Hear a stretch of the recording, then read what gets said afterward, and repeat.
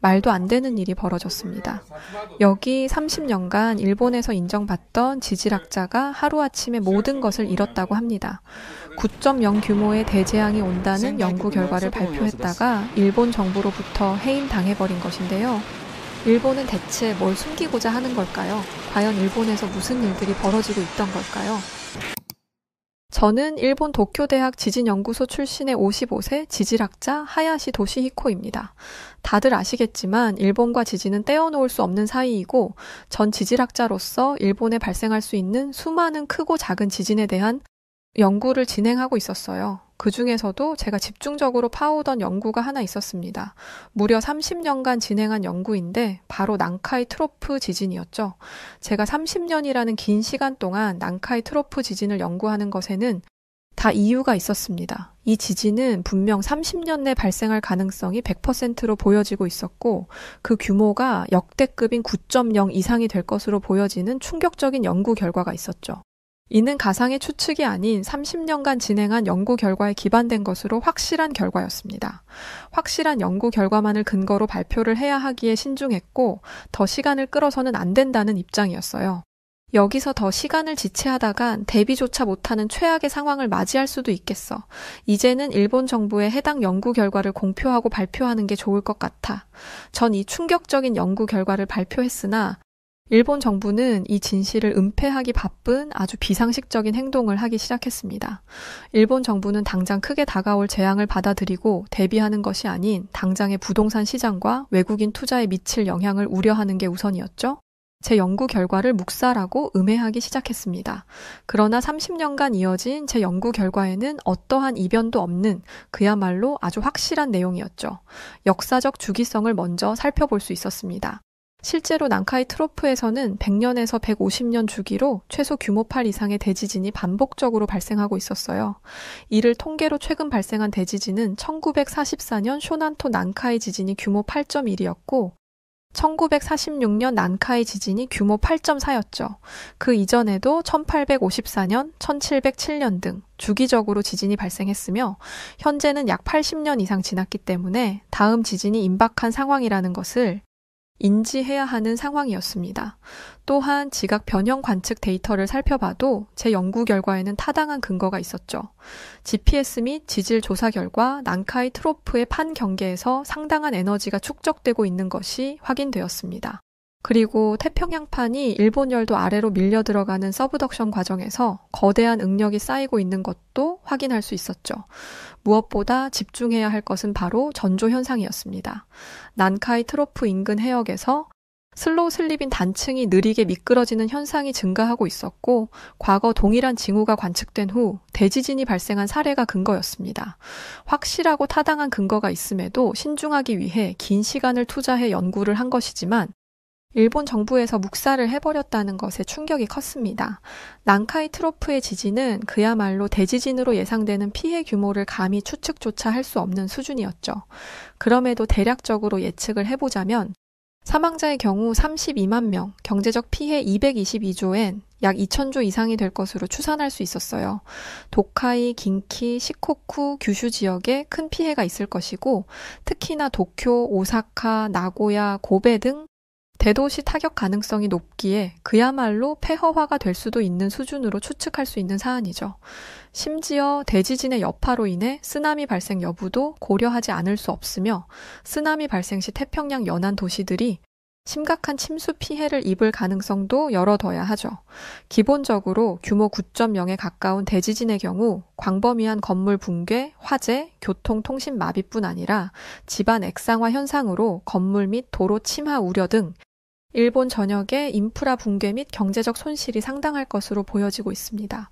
또한 쓰나미뿐 아니라 난카이 트로프 지진과 함께 후지산 분화 가능성도 제기되는 상황이었죠.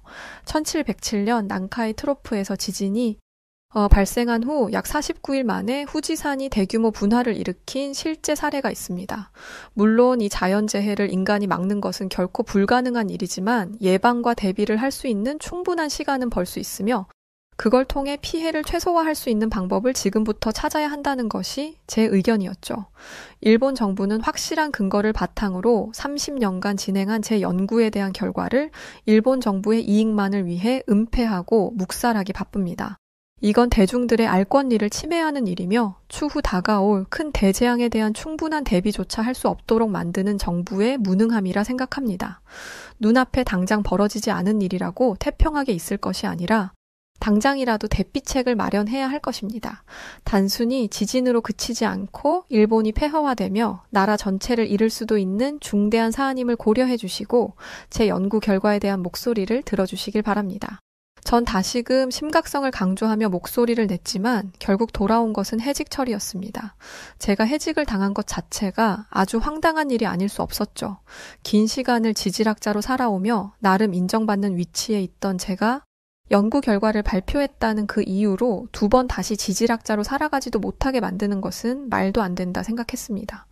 전 자국에 대한 근심 어린 걱정과 다가올 미래에 대한 불안함을 대비하고자 하는 마음에 30년을 투자해 했던 연구였죠. 그러나 돌아온 것은 제 입을 막는 것, 그리고 2번 다시 목소리를 내지 못하도록 해직 처리하는 것이었습니다. 일을 하지 못한다는 것에 큰 자괴감에 빠졌고 이를 두고 동료들의 반응도 2가지로 나뉘었어요.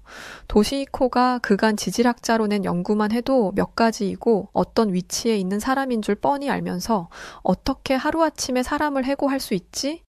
본인들의 뜻에 어긋나고 거슬린다는 이유로 해고 처리를 할 수 있다니 정말 실망스럽다. 그러게 아직 당장 벌어지지도 않은 일인데 왜 그렇게 정부를 건드렸어? 우린 말 그대로 지질학자일 뿐이지? 정부에서 멈추라고 하면 대중에게 비밀리에 우리들끼리 알고 넘어가야 할 것들도 있어야 하는 거 아니야? 적당한 타이밍에 알아서 발표를 했을 거라고 난 생각해. 이번 일은 아쉽지만 도시히코가 너무 성급했다고 생각해. 전 동료들이 뭐라고 하든 사실 들리지 않았습니다. 그저 제 연구 결과에 대한 심각성을 알아주길 바랄 뿐이었죠. 이미 해고 처리가 된 이상 이제는 이판사판이라며 전 개인 유튜브 채널을 오픈했고 제 채널이니 제 개인적인 의견을 담은 영상을 올리기 시작했습니다. 심적으로 많이 괴롭고 힘들었지만 이 시기에 제게 가장 큰 힘이 되었던 것은 바로 가족이었어요. 제 아내는 한국인이었고 저희 부부 사이에는 28살의 아들이 있었죠. 가족들은 제게 힘을 줬고 응원하며 유튜브 개설 역시 가족들의 도움으로 할 수 있었습니다. 분명 당신의 선택이 틀리지 않았다는 것을 나중에 일본에서는 알 거야. 그러니까 기죽지 말고 당신답게 늘 그랬던 것처럼 꿋꿋하게 의견을 냈으면 좋겠어. 진우가 알려준 것처럼 유튜브를 통해서 그동안 하고 싶었던 말들과 결과들을 공유하면 분명 많은 사람들이 주목하지 않을까?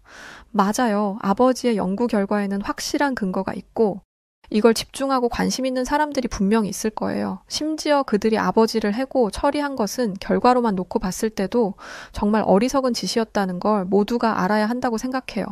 그렇게 가족들의 도움으로 유튜브에 하나둘 영상들을 올리기 시작했고 놀라운 일이 벌어졌습니다.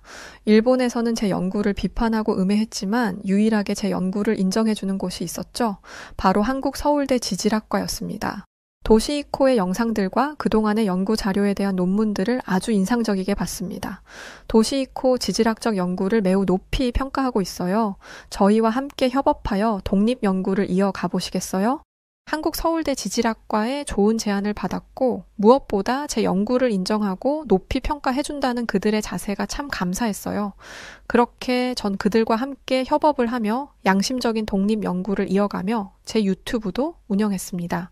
전 제 채널의 도쿄는 유리성이라고 비판하는 영상을 게시했습니다. 도쿄는 그야말로 유리성이 따로 없습니다. 빈번하게 지진은 발생하고 있지만 실질적으로 대책도 없으며 강진이 발생했을 때 매우 취약한 구조적 문제를 가지고 있죠. 이로 인해 전력, 수도, 교통이 모두 지진의 단번에 마비될 수 있고 이건 시뮬레이션을 통해 보여드리겠습니다. 제 영상에는 단순히 의견으로 목소리를 내는 것이 아닌 늘 타당한 근거를 바탕으로 목소리를 냈으며 그에 따른 시뮬레이션 영상 등을 함께 보여드렸죠. 도쿄는 초고층 건물이 밀집된 초고밀도 도시이지만 강진이 발생하면 대규모 붕괴 위험이 존재하는 곳입니다. 현대식 빌딩은 내진 설계가 적용되었지만 여전히 기반 지반이 약한 지역이 많아 액상화 가능 지역이 많죠. 도쿄에는 1970년대, 1980년대에 지어진 내진 설계가 미흡한 건물들이 여전히 존재하고 있으며 이는 순식간에 무너질 건물의 취약점을 보여주는 꼴이었습니다. 그럼에도 불구하고 일본 정부는 도쿄의 내진 보강, 방제 인프라 강화 등 다양한 대응책을 마련하지 않으며 근본적인 해결책 선택 또한 어렵다는 것이 현실이었죠. 제가 도쿄를 유리성이라 표현한 것은 결코 과장이 아니라 현실적인 경고였고, 일본 정부는 도쿄의 내진 보강뿐 아니라 대피 인프라와 도시 재설계를 포함한 보다 근본적인 방제 대책 마련이 아주 시급한 상황이었습니다. 이어 전 일본의 재난 대응 시스템이 얼마나 취약한지를 한국과 비교 분석해서 직접 보여주는 것을 선택했어요. 일본은 세계에서 가장 지진이 많이 발생하는 나라이지만 재난 대응 시스템이 한국보다 취약한 부분이 너무도 많습니다. 일본과 한국의 재난 대응 체계를 정확히 비교하면서 일본이 상대적으로 어떤 부분들이 취약한지 알아보겠습니다. 일본은 한국에 비해 취약점들이 많았습니다. 그 중에서도 지진 대응 시스템을 먼저 보자면 내진 기준이 늦게 도입되어 1981년 이전 건축물, 즉 노후 건물이 많았죠. 액상화 위험 지역도 많기에 강진 발생 시 도로, 건물 침하 우려를 배제할 수 없고 긴급 경보 시스템이 있으나 2011년 동일본 대지진 때 일부 지역에서는 제대로 작동하지 않았습니다.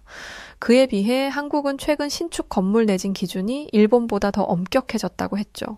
또한 긴급 재난 문자가 일본보다 신속하고 전국 단위로 전달되어 확인 못하는 국민이 없을 정도의 정확성을 갖추고 있었습니다.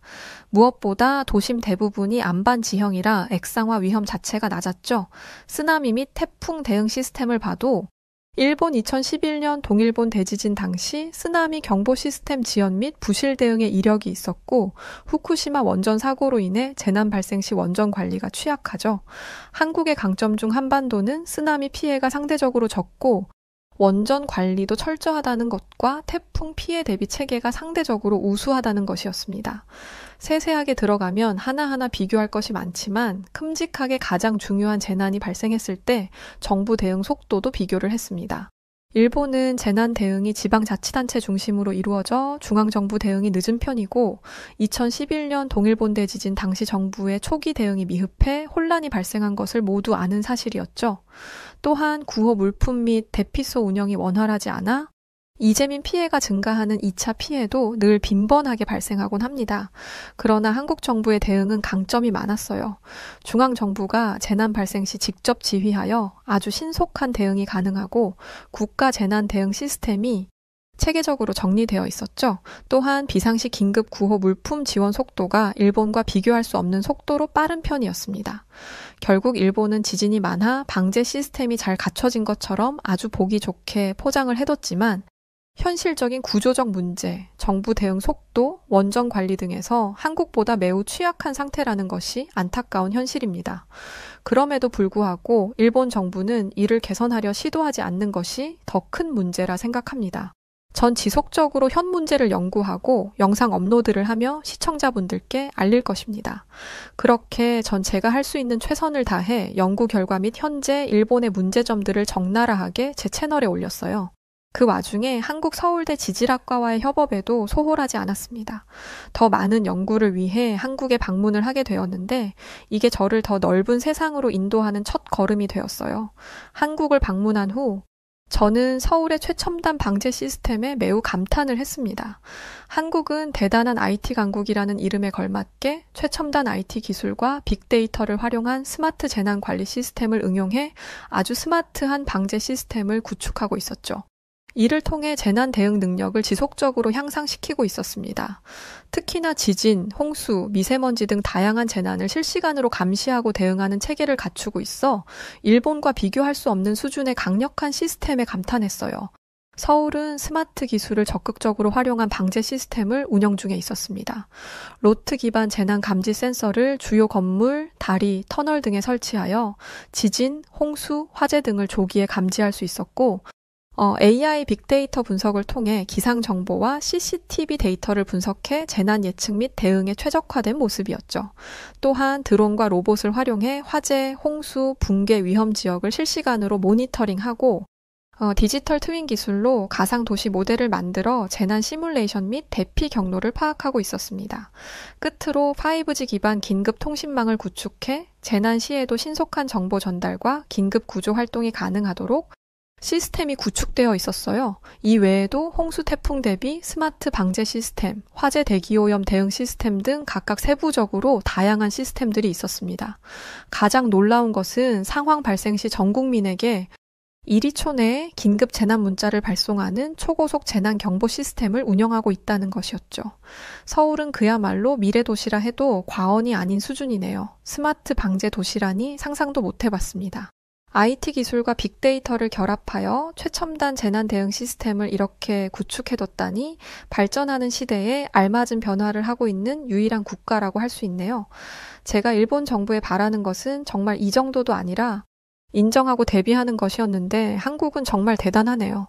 전 한국의 높은 수준에 많이 놀랐습니다. 지질학자라면 누구나 한국의 이런 시스템을 보면 놀랄 수밖에 없고 이곳에 몸담아 연구를 하고 싶은 욕구가 생길 수밖에 없었죠.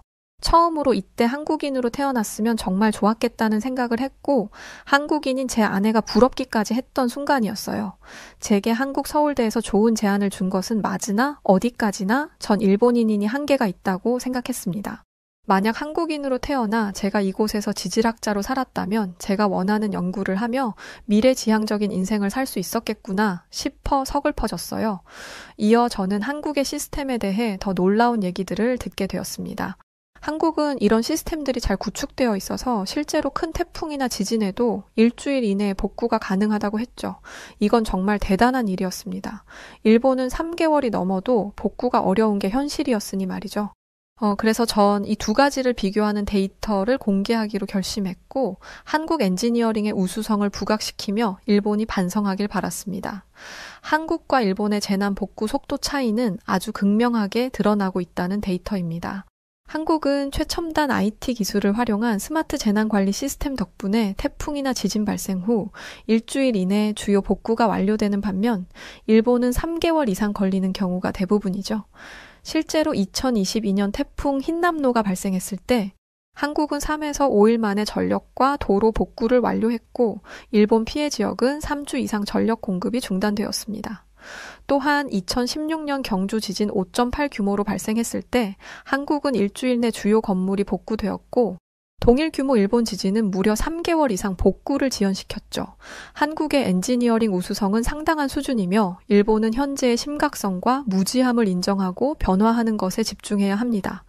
발전하고 있는 지금 이 순간에도 제자리 걸음만 한다면 일본의 미래는 그야말로 처참할 것을 장담합니다.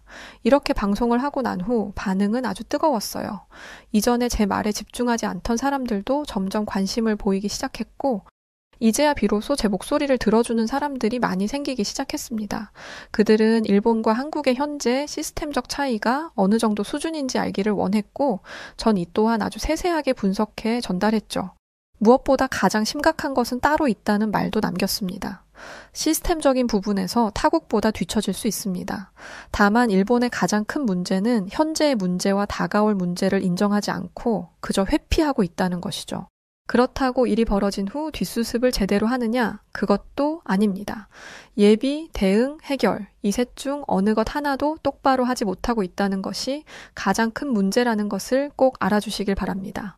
줄곧 강조했던 난카이 트로프 대지진의 심각성 또한 꼭 주목해 주시길 바랍니다. 많은 사람들이 제 목소리를 들어주고 있을 때를 놓치지 않고 저는 다시금 다가올 난카이 트로프 대지진에 대한 심각성을 강조하기 시작했어요. 영상을 처음 올렸을 당시 반응은 별로 좋지 않았었죠. 전문가들이 말한 것 중에 정말 벌어진 일이 몇 개나 있죠. 막말로 난카이 트로프 대지진이 발생한다고 쳐도 그걸 막을 수 있는 방법은 없는 것 아닌가요? 왜 이렇게 선동해서 사람들을 공포에 빠지게 만드는지 이해할 수 없네요. 왜 이렇게 계속 말하는 건지 예측은 계속 바뀌는 거 아닌가요? 30년 내에 언젠가라면 확실한 것도 아니잖아요. 30년 내내 우리 일본인들이 불안에 떨며 살기를 바라나요? 이미 너무 오래전부터 나온 얘긴데 여태 아무 일도 없는 걸 괜히 주목받으려 쇼하지 마세요. 모두 제 말에 부정적인 반응을 강하게 보였지만 이번에는 달랐습니다. 오히려 제게 난카이 트로프에 대한 얘기를 더 해달라고 요청을 했고 전 다시 한번 제대로 이야기를 다루게 되었어요. 난카이 트로프 지진은 이제 더 이상 언젠가라는 먼 훗날의 이야기로 둘 것이 아니라 미리 대피책을 둬야 하는 중대한 사안입니다. 만약 지진의 여파가 후지산 폭발로 이어질 경우 매우 심각한 상황을 초래할 수 있죠.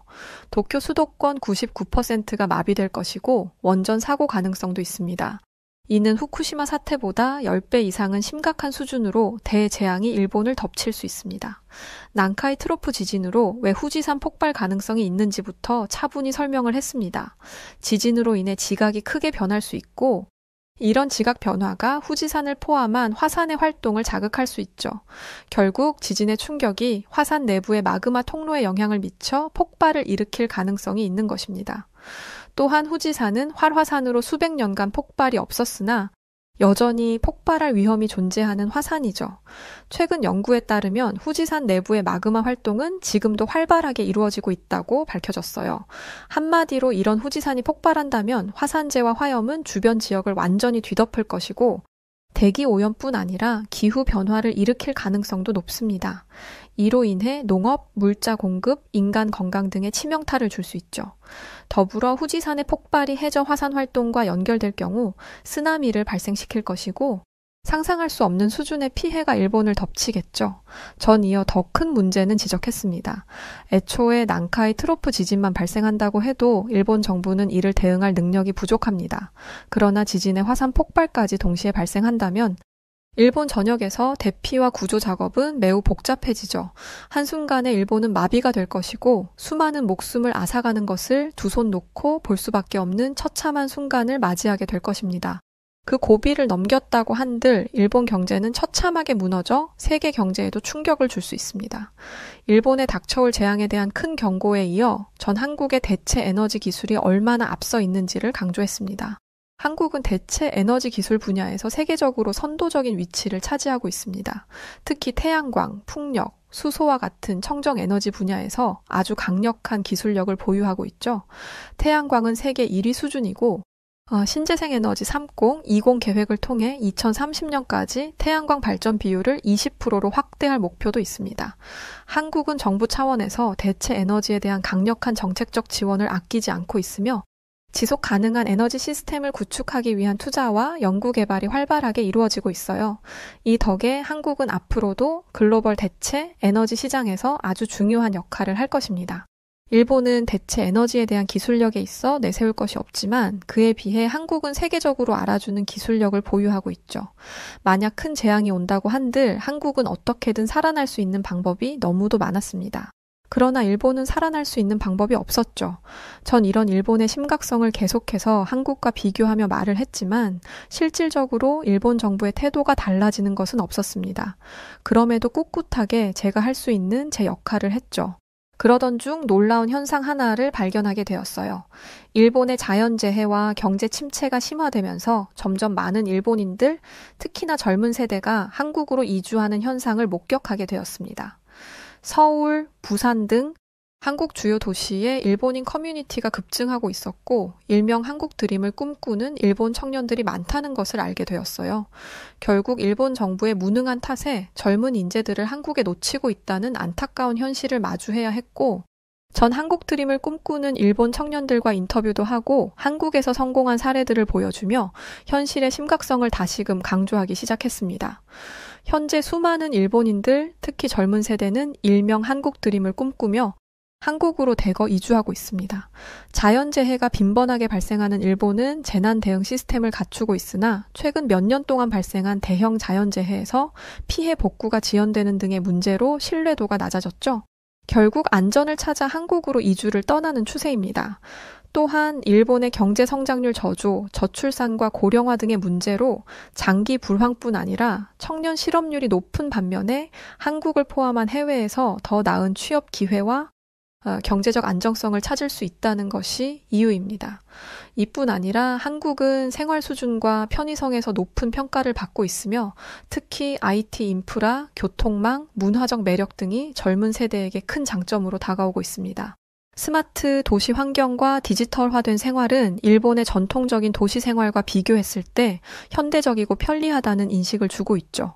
가장 큰 차이로 일본의 낙후된 산업 구조와 경제적 정체성에 비해 한국은 젊은 세대에게 더 많은 성장 잠재력을 제공한다는 이유로 현재와 같은 이주 현상은 지속될 것으로 예상됩니다. 이어 실제 일본 청년들의 인터뷰를 이어갔습니다. 한국은 경제적으로 나아지고 있고 청년들에게 다양한 기회를 제공해주고 있어요. 또 일본처럼 자연재해에 대한 불안감도 없고 재해가 일어나도 한국은 대응은 빨리 해서 일상생활과 안전에 불안함이 없어요.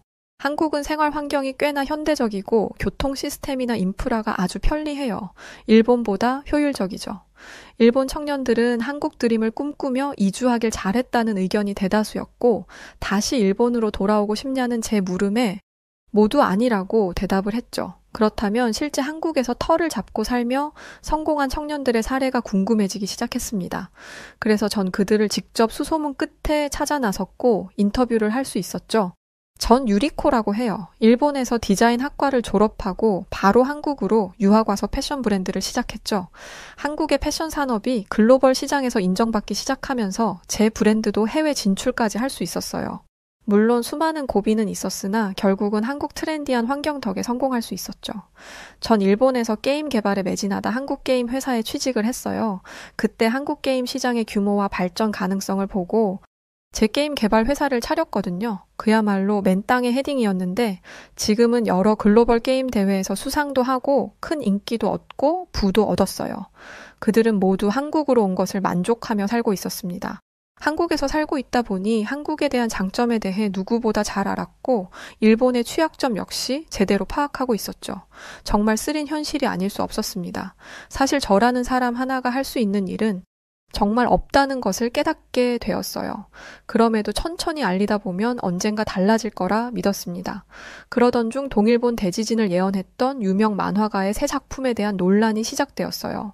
만화가는 7월 5일에 난카이 트로프 지진이 일어날 것이라는 내용으로 베스트셀러가 되었고 일본 사회는 그제야 집단 공포가 확산되었습니다. 이 만화가는 동일본 대지진을 예언한 것으로 아주 유명한 인물이었죠. 그의 예언은 단순한 픽션이 아니라 실제로 일본에서 대형 자연재해를 예상하는 내용으로 사람들의 관심을 끌었습니다. 만화가가 그린 작품은 지진과 같은 자연재해가 발생하는 상황을 다루고 있었고 이는 그의 예술적 접근과 현실 세계의 자연재해 사이의 연결고리를 제공하고 있었죠. 제가 수많은 경고를 할 때 모두 들은 척도 하지 않았지만 이 만화가의 작품이 유명해지는 이 시기에 맞춰 일본인들의 한국 이주 시도는 난리도 아닌 상황이었습니다. 한국행 티켓이 매진되고 한국 부동산에 대한 일본인 투자가 급증한다는 뉴스까지 전해지고 있었죠. 일본이 몰락할 것이라고 이제는 자국민들도 인지를 한 것입니다. 그러니 변화하는 것을 함께 하려는 것이 아니라 안전한 한국으로 도망을 치려는 것이죠. 전 이 사태를 가만히 지켜보다 입을 열었습니다. 결국 일본의 모든 문제가 자민당 일당 독재와 세습 정치에서 비롯된 것입니다. 한국을 보십시오. 활발한 자유민주주의와 정권 교체를 통해 끊임없이 혁신하고 발전하는 모습이지 않습니까? 한국은 이제 세계에서도 우위에 있는 국가로 감히 신용조차 낼 수도 없는 수준에 이르렀습니다. 반면 우리 일본은 그야말로 유통기한 지난 정치에 고여 있으며 이로 인해 국가의 몰락을 하루하루 앞당기고 있다는 것을 알아야 할 것입니다. 결국은 제 외침은 들리지 않았지만 제게는 다른 희망이 생겼습니다. 제 아들이 근무하는 한국 건설사가 일본의 재해 복구와 안전 인프라 구축을 위한 대규모 프로젝트를 수주하는 성과를 거둔 것이죠. 늘 아버지인 제가 어떤 부분에서 걱정하고 고뇌하는지를 잘 알고 있던 아들이라 그런지 본인이 할 수 있는 선에서 저와 함께 해주려는 것이었죠. 한국의 기술력과 안전 시스템이 일본을 구원할 수 있는 유일한 희망이라는 것을 저뿐 아니라 아들도 알고 있습니다. 부디 이 프로젝트가 무사히 끝이 나서 일본이 발전하고 시스템 구축하는 것의 첫걸음이기를 바랄 뿐이죠. 한일 협력으로 꼭 성과를 거두길 바랄 뿐입니다. 하나 확실한 것은 한국에서 배워야 일본의 미래가 있다는 것이고 이걸 이미 젊은 일본인들은 아는 것 같습니다. 네, 오늘 이야기는 여기까지입니다. 난카이 대지진 정말 많이 들리는 이야기인데 실제로 벌어질까봐 솔직히 걱정도 됩니다. 그래서 그런가 요즘 곳곳에 일본 젊은이들이 많이 보이던 이유가 이런 것일 수도 있겠네요. 자, 그럼 오늘 사연 어떻게 들으셨나요? 사연이 좋으셨다면 구독과 좋아요 부탁드립니다. 그럼 지금까지 사연을 전해드린 저는 여우튜브 송은지였고요. 저는 더 좋은 이야기로 다시 찾아오겠습니다. 영상 시청해주신 모든 분들 고맙습니다. 그리고 늘 감사드려요. 항상 사랑합니다. 늘 건강하세요. 당신만의 여우튜브